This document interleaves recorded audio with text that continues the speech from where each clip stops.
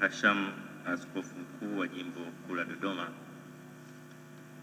maaskofu wakuu, maaskofu, mapadri, watawa, waumini na waombolezaji wote tuliokusanyika hapa siku ya leo.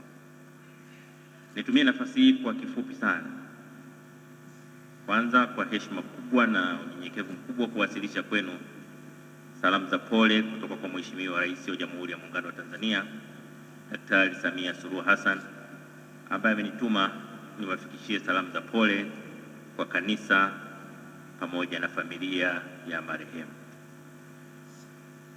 La pili, naomba nitumie nafasi hii kusema kwa kifupi sana mchango mkubwa wa marehemu Baba Askofu Bernard Mfumbusa kwa nchi yetu. Historia ya nchi yetu haitasahau mchango wake katika kuhamasisha elimu kwa Watanzania na Wanakondoa. Alikuwa na mchango wa pekee katika kutambua kwamba elimu ni ufunguo wa maisha ya binadamu, na alifanya hivi kwa vitendo katika kuhakikisha vijana wetu wanapata elimu. Lakini vile vile kwa kutambua umuhimu wa afya kwa watu wetu, askofu wetu mstaafu Bernard Mfumbusa, sio askofu mstaafu, samahani, askofu wetu marehemu, alifanya kazi kubwa sana ya kuhamasisha na kusimamia ujenzi na uendelezaji wa huduma za afya katika jamii ya Kondoa na katika nchi yetu. Lakini vile vile akiwa mbobezi wa taaluma ya elimu ya mawasiliano na habari, amekuwa mwalimu, mwelekezaji kwa watu wengi katika nchi yetu, wakiwemo baadhi ya watumishi wenye nyadhifa za juu katika serikali. Hakuna mtu ambaye amepata kuwa mwanafunzi wake ambaye hatamkumbuka kwa weledi wake na uwezo wake mkubwa, lakini hamu yake kubwa ya kusambaza elimu aliyonayo kwa wengine.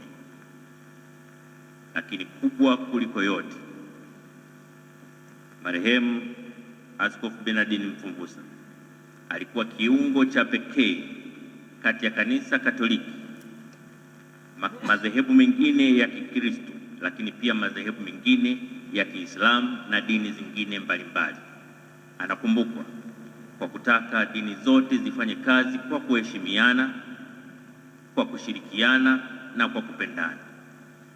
Kwa kifupi, Askofu Bernard Mfumbusa atakumbukwa kwa kutimiza wajibu wake kwa binadamu, kwa kutambua tunayo maisha tunayoishi leo, lakini vile vile kutimiza wajibu wake kwa Mungu kwa kutuongoza katika njia ya kutuelekeza katika uzima wa milele. Tunaomba Mwenyezi Mungu aipokee roho yake mahali pema peponi. Tunamwomba Mwenyezi Mungu awape roho ya uvumilivu na kukubali familia yake, lakini pia aifanye familia yake ijue kwamba sisi wa Tanzania tunayo shukrani ya pekee kwao kwa malezi waliompa Baba Bernard Mfumbusa, lakini vile vile walivyoweza kumtoa sadaka kwa ajili ya nchi yetu. Nawashukuru sana viongozi wa kanisa kwa malezi makubwa ambayo mlimpa Baba Bernard Mfumbusa ya kumfanya awe mtume, si kwa kanisa peke yake, lakini pia kwa nchi yetu. Tunaomba Mwenyezi Mungu aiweke roho yake mahali pema peponi. Asanteni sana kwa kunisikiliza.